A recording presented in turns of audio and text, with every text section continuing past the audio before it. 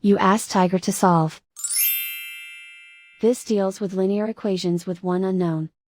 The final result is x equals 46. Let's solve it step by step. Group all constants on the right side of the equation. Add 15 to both sides.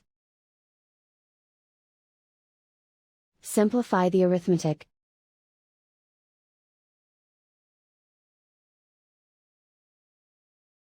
Isolate the x. Multiply both sides by 2. Group like terms.